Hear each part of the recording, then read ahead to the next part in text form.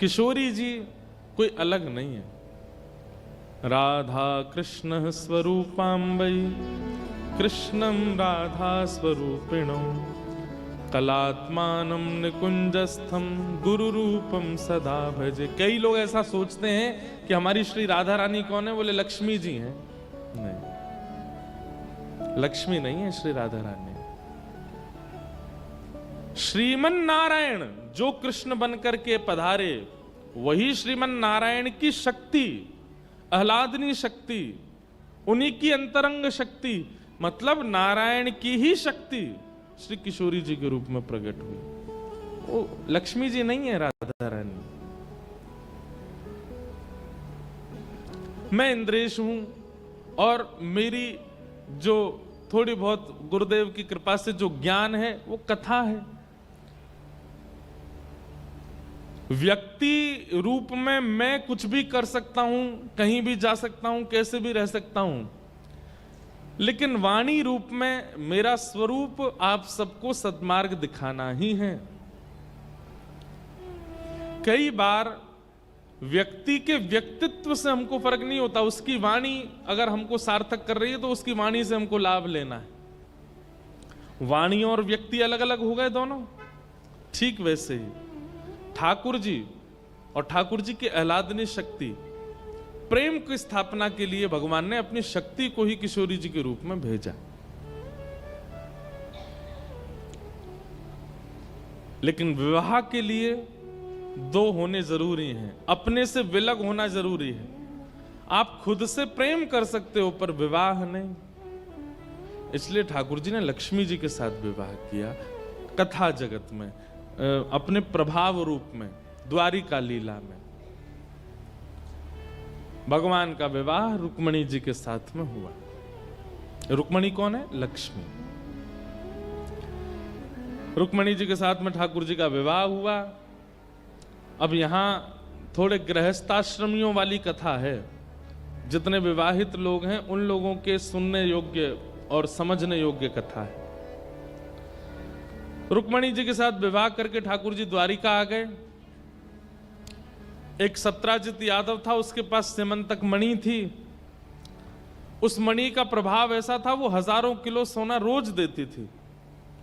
भगवान ने मन में विचार किया, अकेला व्यक्ति 1000 किलो सोने का क्या कर देगा, और वो भी एक महीना में एक बार, साल में एक बार आता हो तो समझ भी रोज हर दिन 1000 किलो सोना प्रकट होता है। ठाकुर जी बोले इतना धन किस काम का? तो भगवान ने एक दिन सत्राजित से कहा, भाई सुनो, तुम्हारे पास जो मणि है वो इतना सोना देती है, अकेला तुम क्या करोगे उसका? सत्राजित तो बोला, मैं उसमें रहूंगा, मैं उसी में सोऊंगा, मैं उसी से नहाऊंगा, उसी में रहूंगा। भगवान बोले तो भी महीना में इतना सोना आ जाएगा कि तुम उसमें भी पूरे जीवन खा पी सो सकते हो, पर साल भर में इतना सोना आ जाएगा कि तुम सोने का पर्वत खड़ा कर दोगे, क्या करोगे अकेले? तो सत्राजित ने कहा, आप क्या सुझाव देना चाहते हैं वो बताइए। ठाकुर जी ने कहा, हम तो ये सुझाव देंगे कि भैया अपने इस मणि को तुम द्वारिका के कार्यालय में जमा करवाओ, और वहां जितना सोना इससे होगा उससे हम लोग विद्यालय, उससे हम लोग बालकों के लिए कुछ और बढ़िया, मतलब ठाकुर जी द्वारिका का इंफ्रास्ट्रक्चर तैयार करने की उससे बात करने लगे। आपको पता द्वारिका कितनी बड़ी थी जो समुद्र में डूब गई। विद्यालय में प्रत्येक कक्षा में बालकों के ऊपर जो आचार्य हैं उन आचार्यों की गणना बताई है। द्वारिका के विद्यालय में 30 करोड़ आचार्य हैं। कितने आचार्य? एक आचार्य के नीचे कम से कम 60 बालक पढ़ते हैं। अब आप अपने आप अनुमान लगा लो कि बालक कितने होंगे, और इन बालकों के माता पिता आदि आदि लगा करके एक पूरा नया देश ही था द्वारिका। तो ठाकुर जी ने सत्राजित से कहा, इस मणि को तुम जमा करवा दो, इससे जितना धन होगा उससे हम द्वारिका का कल्याण करेंगे। सत्राजित ने मणि देने से मना कर दिया, और जैसे ही सत्राजित ने मना किया, भगवान बोले ठीक है, एक बार ही बोलना चाहिए, दूसरी बार कभी हाथ फैलाने नहीं चाहिए। लेकिन तभी सत्राजित का भाई प्रसेन मणि पहन करके नगर भ्रमण में चला गया, लोगों को दिखाने के लिए, देखो मणि कैसी। नगर से जैसे ही जंगल में उसने प्रवेश किया, एक शेर ने उसका वध कर दिया और मणि लेकर के शेर भाग गया।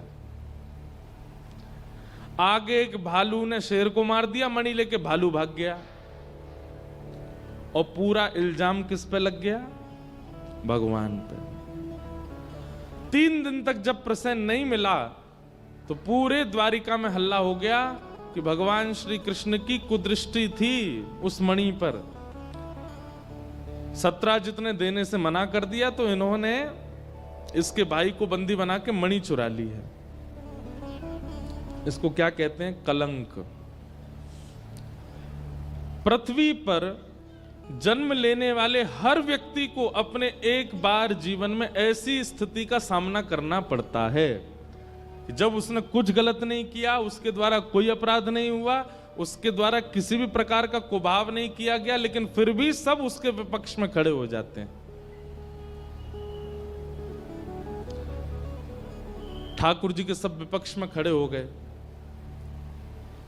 अब सभा में जब ठाकुर जी जाके बैठते थे स्वधर्मा सभा में, तो मंत्री आदि सब सामने तो नमस्कार करते थे, लेकिन ठाकुर जी के पीछे से बोलते थे, बताओ भगवान है लेकिन लोभ नहीं गया मन से, मणि के पीछे भाग रहे थे। आपस में मंत्रिमंडलों में, सेनापतियों में ही चर्चा होने लगी कि भैया निश्चित ही कोई सुरंग है भीतर जहां पर प्रसेन को छुपा करके रखा है इन्होंने और मणि अपने पास रख ली होगी। ठाकुर जी को जब ये सब बातें पता चली तो भगवान जोर से हंसने लगे। ये संसार है, यहां ठाकुर जी को नहीं छोड़ा गया तो हम तो मानव हैं।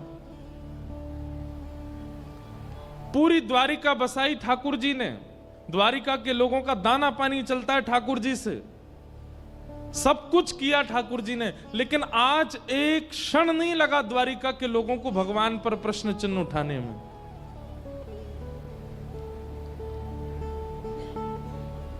ठाकुर जी मानो हमें आपको संकेत कर रहे हैं कि भाई मर मिटिएगा दुनिया के लिए, लेकिन फिर भी आपकी इतनी सी चूक और आपके अपने ही आपको कटघरे में खड़ा कर देंगे।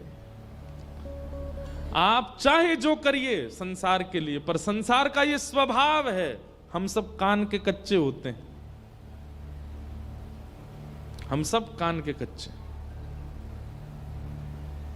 हम कथा सुना रहे हैं, हम यहां से निकलते हैं, आप सब लोग प्रणाम करते हैं, पर आप विश्वास मानिएगा अगर किसी व्यक्ति ने हमारे बारे में भी कुछ गलत आपको बता दिया, महाराज जी तो यूं कर रहे थे, महाराज जी तो त्यों कर रहे थे, महाराज जी तो ऐसे जाते थे, महाराज जी तो इतना लेते थे, इतना वो करते थे, तो आप लोगों को संशय नहीं होगा, आप 7 दिन की कथा भूल जाओगे कि हमें ज्ञान क्या दिया, हमें योग्य बातें क्या बताई, हमें श्रेष्ठता क्या मिली। आपके मन में वही घूमता रहेगा, ये तो ऐसे है,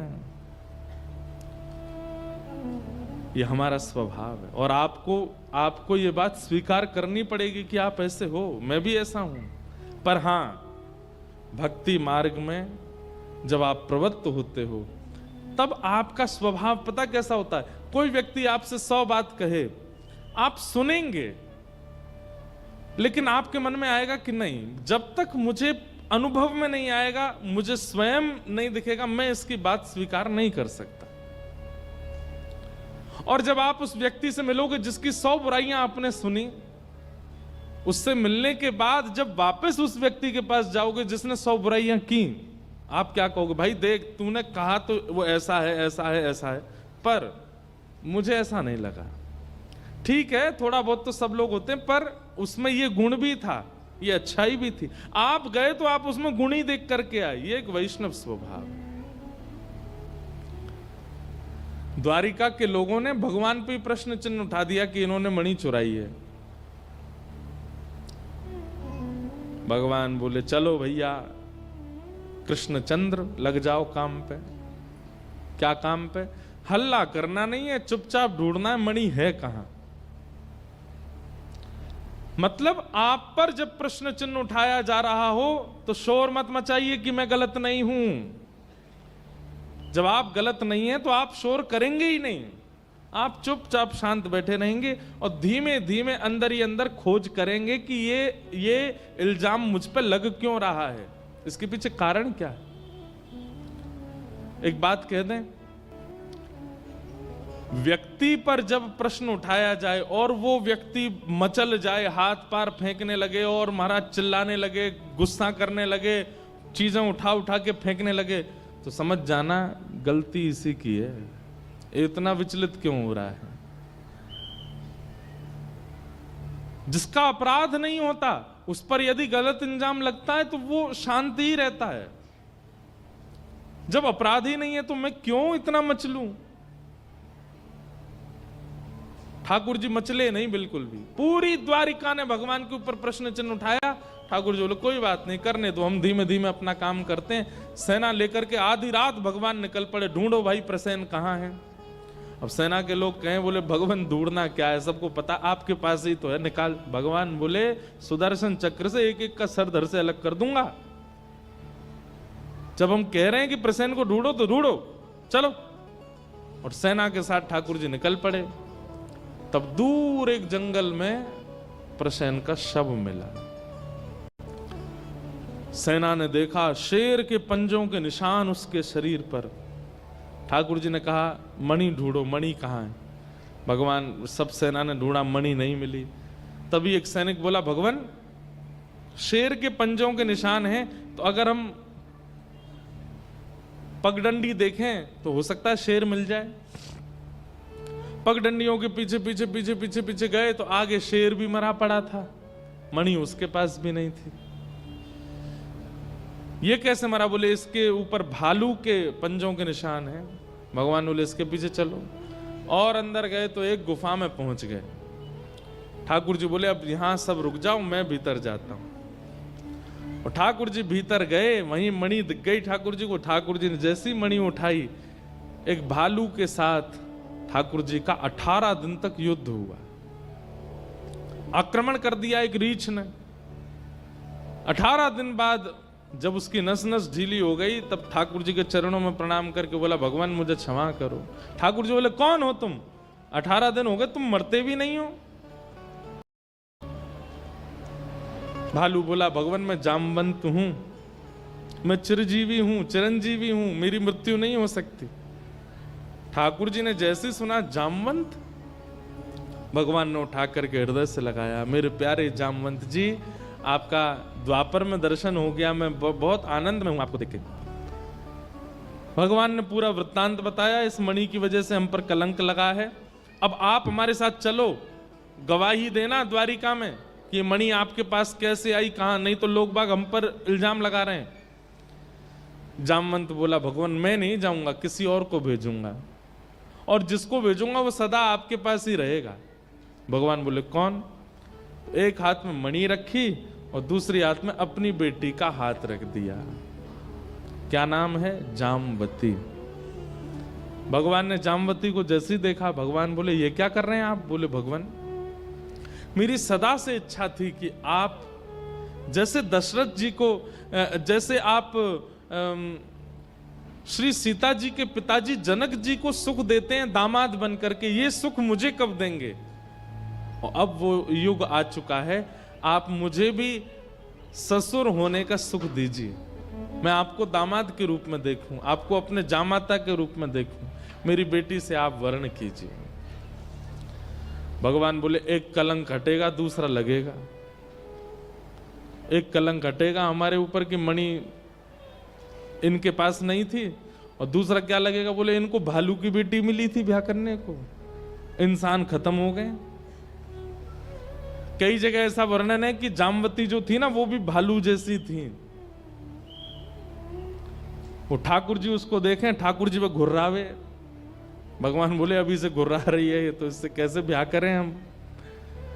जामवंत जी बोले भगवान आप मर्यादा पुरुषोत्तम त्रेता में थे, अभी आप लीला पुरुषोत्तम, आप लीला कर रहे हैं, आप श्री कृष्ण हैं, आप मर्यादा पुरुषोत्तम राम नहीं है कि आपको मर्यादाएं देखनी पड़ेंगी। कृपा करके मेरी पुत्री को स्वीकार करो। और भगवान ने दूसरा विवाह जामवती के साथ किया। बोलो जामवती रमण भगवान की जय। ठाकुर जी वापस आए। जामवंत जी ने आकर के गवाही दे दी। पूरी द्वारिका को पता चला कि भगवान के पास मणि नहीं थी। सब द्वारिका के लोग ठाकुर जी से क्षमा मांगने लगे। भगवान बोले कभी भी किसी पर संशय करने से पहले 2 बार सोच लिया कीजिए, और एक बार किसी पर संशय करने से पहले उसके उपकारों का विचार किया कीजिए कि इसने हम पर कितने उपकार किए हैं। द्वारिका नगरी बनाई मैंने, आप सब लोग यहां रहते मेरी कृपा से हैं, सब लोग भोजन करते मेरी कृपा से हैं, और आप लोगों ने एक बार भी विचार नहीं किया संशय करने से पहले। द्वारिका के लोग बोले भगवान हमें क्षमा कर दो। बोले इसमें क्षमा की कोई बात नहीं, ये तो संसार का नियम है। ये तो मैं क्या, संसार का हर व्यक्ति अपने जीवन में एक बार ऐसी स्थिति का अनुभव करेगा।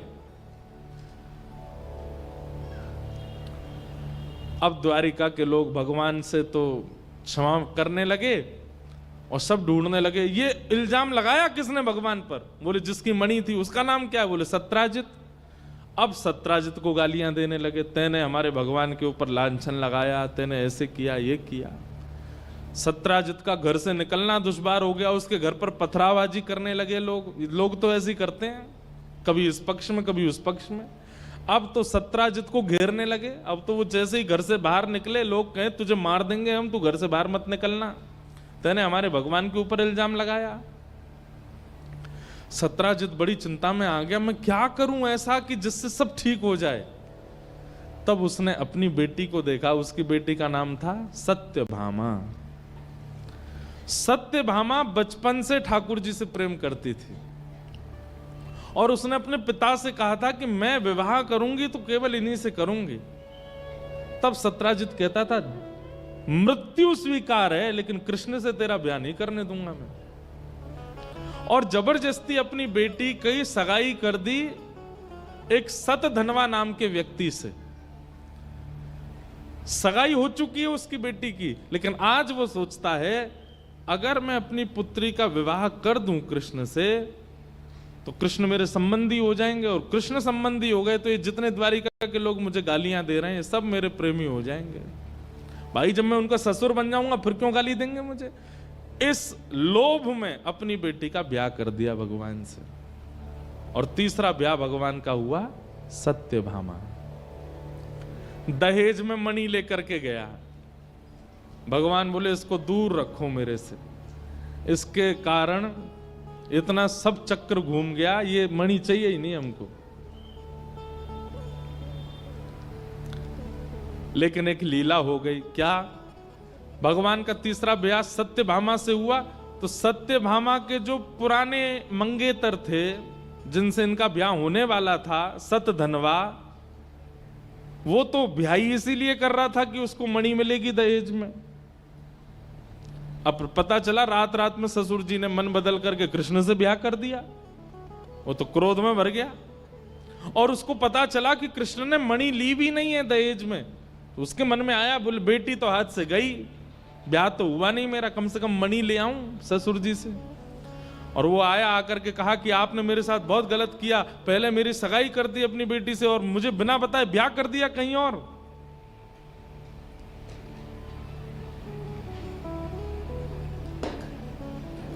पीछे हट जाइए थोड़ा। नहीं आप सब लोग नहीं, बीच वाले हट जाओ ना, लाइट से न पीछे बैठो। और फ्लक्चुएशन हो रहा है, कोई देखिएगा सब।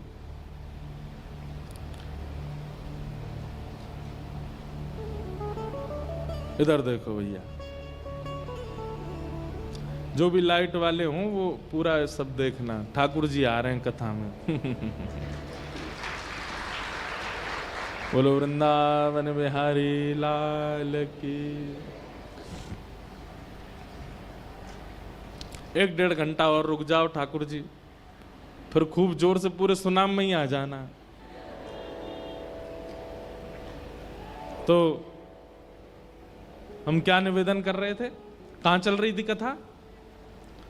हाँ, सतधनवा दौड़ा दौड़ा आया और अपने एक्स ससुर जी मेरे से ब्याह क्यों नहीं कराया आपने अपनी बेटी का, और मुझे बिना बताए आपने ब्याह कर दिया कहीं और, ये बहुत गलत है, और आदि आदि सब सुनाने लगा। बोले अब क्या चाहते हो? बोले कि इसकी भरपाई होगी, अब मणि मुझे दो। बोले मणि तो नहीं दूंगा। इसी बात पर दोनों में लड़ाई हुई और सतधनवा ने सत्राजित यादव को, मतलब भगवान के तीसरे ससुर जी को, जान से मार दिया और मणि लेकर के भाग गया। मणि लेकर के भाग गया। अगले दिन ठाकुर जी अपनी स्वधर्मा सभा में बैठे थे, इतने में ही सत्यभामा रोती हुई आई। ठाकुर जी बोले क्या बात है, आप क्यों रो रही हैं? उसने बताया, बोले मेरे पिताजी को मेरे पूर्व मंगेतर ने मार दिया और मणि लेकर के वो भाग गया, मेरे पिता की मृत्यु हो गई। ठाकुर जी बहुत रोए, इतना रोए, इतना रोए, इतना रोए, इतना रोए। वो तो मुझसे बहुत प्रेम करते थे, वो तो मेरे बड़े हितैषी थे। केवल और केवल सत्यभामा के मन में अपना प्रेम स्थापित करने के लिए ठाकुर जी रोने लगे। ठाकुर जी बोले वो तो मुझसे बहुत प्रेम करते थे, मेरे ससुर जी कहाँ चले गए, बेचारे कहाँ होंगे अब। ऐसे रोवे उसकी गोदी में सर रख के। सत्यभामा कहे मुझे पता है आप मुझसे और मेरे पिता से बहुत प्रेम करते हैं। भगवान बोले बस मैं तुमको यही बताना चाहता हूं, मुझे बहुत पीड़ा हो रही है, ऐसा लग रहा है मेरे खुद के पिता चले गए क्या।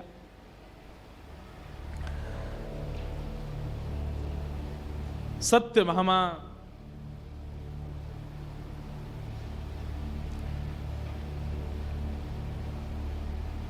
भगवान चाह रहे थे कि इसके मन में ये आ जाए कि नहीं ये मेरे पिता से बहुत प्रेम करते हैं, लेकिन सत्यभामा क्या बोल पड़ी, बोले आप इतना रोइए मत, आप इतना परेशान मत होइए, मुझे पता है आपको बहुत कष्ट है। भगवान बोले देवी मैं क्या करूं? बोले अब इसका एक ही उपाय है। बोले क्या? सतधनवा को आप मारिए जाकर के, और वो जो मेरे पिता की मणि चुरा के भाग गया वो मणि ला करके मुझे दे दीजिए, जब पिता के बाद उस मणि पर अधिकार मेरा है। भगवान बोले मणि मेरा पीछा कब छोड़ेगी, ये मणि मेरे जीवन में ऐसी आई है, जब से आई है तब जा ही नहीं रही है। इसका अभिप्राय क्या है? ठाकुर जी क्या बताना चाह रहे हैं? जिस वस्तु को प्राप्त करने के लिए कभी आप बड़े उतावले हुए थे, कभी ना कभी वही वस्तु आपको इतना कष्ट देगी कि आप उससे दूर भागोगे। वो वस्तु भी हो सकती है, वो व्यक्ति भी हो सकता है, वो कुछ भी हो सकता है। इसलिए किसी भी चीज के लिए ठाकुर जी के अलावा बहुत उतावले मत होइए, क्योंकि अतीत में यदि वो वस्तु भी अगर आपको मिल जाए तो आप उससे भी अप्रसन्न हो जाओगे। लोग धन की इच्छा बहुत रखते हैं, लेकिन अतीत में जब धन की प्राप्ति हो जाती है तो बहुत धन भी कई बार लोगों को कष्ट देने लगता है। कई लोगों को बहुत यश की कामना होती, मैं मेरा बहुत नाम हो जाए, मैं जहां जाऊं भीड़ इकट्ठी हो जाए। कई बार उसको भीड़ से ही परेशानी होने लगती है। इसलिए ठाकुर जी कहते हैं कभी किसी वस्तु से आशाएं मत रखो, नहीं तो वो बहुत परेशान करेगी आपको। ठाकुर जी बोले अब इस मणि का क्या करें हम? सत्यभामा बोली आप अभी जाइए और उसको मार दीजिए, मार करके मणि लेके आइए मुझे दीजिए। भगवान बोले ठीक है जाता हूं मैं। ठाकुर जी बलराम जी के साथ गए। सतधनवा को पता चला कि भगवान आ रहे हैं और मणि मुझसे लेंगे और ये मुझे मार देंगे। तो भगवान के काका हैं श्री अक्रूर जी। ये अक्रूर जी वही हैं जो ठाकुर जी को मथुरा से लेके आए, वृंदावन से मथुरा लेके गए थे।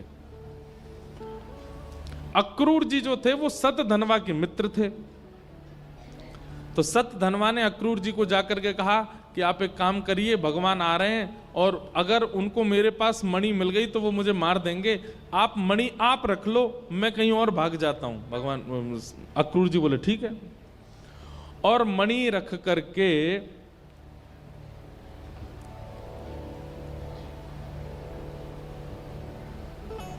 सतधनवा वहां से भाग गया।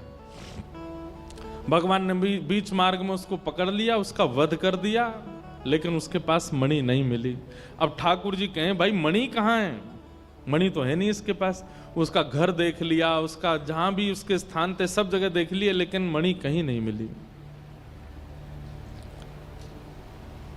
तब ठाकुर जी खाली हाथ वापस आ गए द्वारिका। द्वार पर ही खड़ी थी सत्यभामा। भगवान ने आकर के कहा, देवी हमने सत्यधनवा को मार दिया, तुम्हारे पिता के हत्यारे का हमने वध कर दिया, हमने बदला ले लिया उससे। सत्यभामा ने हाथ आगे किया, मणि मणि दो हमें। ठाकुर जी बोले मणि उसके पास नहीं थी, मैंने देखा, उसका घर भी गया था और भी जगह सब देखा, मणि मिली नहीं मुझे। तो सत्यभामा के मन में आया इनकी बहुत पहले से मणि पर दृष्टि थी, कहीं वो मुझे अपने पास ना रखनी पड़े, कहीं उस पर मेरा अधिकार ना हो जाए, क्योंकि अगर मणि मेरी हो गई तो मैं रुक्मणी जाम्बती से ज्यादा श्रेष्ठ हो जाऊंगी। इसलिए ये मणि मुझे दे नहीं रहे, छुपा के अपने पास ही रख ली है। लेकिन ठाकुर जी तो अंतर्यामी, समझ गए मन की बात। भगवान बोले जय हो, संसार के लोगों सावधान हो जाओ, ये आपकी धर्म पत्नी है। कभी जीवन में ऐसा समय भी आएगा कि सप्त फेरे जिसके साथ हुए वो भी आप पर संशय करे। संशय तो बहुत बातों का होता है, पर ऐसी बात का होना जहां पर ठाकुर जी पर कलंक लगता हो। ठाकुर जी कहते हैं ऐसा संशय भी आप सबको देखना पड़ सकता है।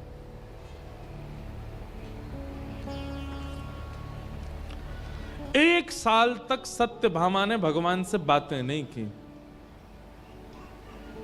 ठाकुर जी जैसे ही आते मुंह फेर के बैठ जाती। लेकिन ठाकुर जी भी बोले मैं ज्यादा प्रमाण नहीं दूंगा, सत्य का स्वरूप है, उसको कितना भी छुपाया जाए वो प्रकट हो जाता है। अगर मैं गलत नहीं हूं तो मुझे ज्यादा प्रमाण देने की आवश्यकता नहीं है। सत्यभामा मुझसे बात ना करे तो ना करे। ठाकुर जी अपना कर्तव्य निभाते थे, रोज उसके पास जाना, अपनी तरफ से बातें करना। वो उत्तर नहीं देती थी, वो उसका स्वरूप स्वभाव है। वो ठाकुर जी से पूछती थी मणि आपके पास है ना? ठाकुर जी स्पष्ट कहते थे नहीं है। अब इससे अतिरिक्त मैं आपको और कुछ उत्तर नहीं दे सकता, मेरे पास मणि नहीं है। एक साल तक सत्यभामा ने भगवान से बातें नहीं की, इस प्रकार से व्यवहार किया। एक वर्ष बाद एक दिन बड़े मालधार पहने हुए ब्राह्मण देवता को ठाकुर जी ने देखा। सोने की चैन, सोने के कुंडल, सोने की पगड़ी, सोने के हाथ में कड़ूला, सोने के पांव में पाजेब, सोने की कोंधनी। ठाकुर जी बोले ब्राह्मण इतना सोना पहन करके कभी नहीं रहता, इतना स्वर्ण पहन करके कैसे घूम रहा है? तभी ठाकुर जी बोले ब्राह्मण देवता इधर आओ, इतना सारा सोना कहां से आया आपके पास? बोले अरे क्या बताएं, आपकी द्वारिका में एक दानवीर हैं। कौन? अक्रूर जी। बोले वो सोने की थाली, सोने की चम्मच, सोने के गिलास, सोने की कटोरी, उसमें भोजन कराते हैं और पूरे सामान दक्षिणा में दे देते हैं, ले जाइए। भगवान बोले अक्रूर जी कुछ ज्यादा ही दान नहीं कर रहे, पूरी थाली का सेट दान कर देते हैं? बोला हाँ। समझ गए भगवान। बोले ये तो मणि की कृपा है। भगवान ने पत्र लिख करके अक्रूर जी से कहा मणि आपके पास है, हमें पता है, पर आप आकर के द्वारिका में एक बार और गवाही दे दीजिए कि मणि आपके पास है, क्योंकि द्वारिका में कुछ लोगों को मुझ पर संशय है। अक्रूर जी महाराज आए और आकर के उन्होंने मणि सबको दिखा करके स्वीकार किया। तब सत्यभामा को बहुत खेद हुआ और भगवान से क्षमा मांगी। ठाकुर जी बोले संसार का नियम है, इसलिए सावधान हो जाइएगा सब लोग। गृहस्थ आश्रम में प्रवेश करने के बाद इन इन घटनाओं का, ऐसी ऐसी स्थितियों का अनुभव सबको करना पड़ सकता है। बस विचलित मत होइएगा, ज्यादा प्रमाण देने की आवश्यकता नहीं है। आप यदि सत्य हो तो मौन रहिए और सत्यता से अपना जीवन निर्वहन कीजिए। इस प्रकार स्यमंतक मणि का उपाख्यान पूरा हुआ। जो इस पूरी कथा को सुनता है, ठाकुर जी ने इस पूरी कथा को वरदान दिया, इस कथा को सुनने वाले व्यक्ति को अपने जीवन में बेवजह कलंकित नहीं होना पड़ेगा। और यहां श्लोक भी है, सिन्हो प्रसेनमभिदत् सिन्न जाम बताहताह सुकुमार कथम रोदे तब एष स्यमंतकः। इस श्लोक को सुनने से और इस पूरे प्रकरण को सुनने से व्यक्ति सावधान हो जाता है जीवन में, और उसको फिर कलंक नहीं लगता। और कभी अगर ऐसी स्थिति आवे भी जीवन में तो भैया परेशान मत होइएगा, विचलित मत होइएगा, प्रसन्न रहिएगा, सब आनंद होगा। इस प्रकार ठाकुर जी के 3 ब्याह हो गए। और एक दिन ठाकुर जी अर्जुन के साथ घूम रहे थे, तभी एक श्याम वर्ण की मतलब थोड़ी सांवली सी परम सुंदरी यमुना जी के तट पर बैठी है।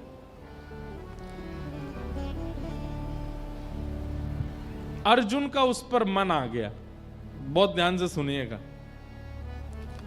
अर्जुन बोला, हे कृष्ण,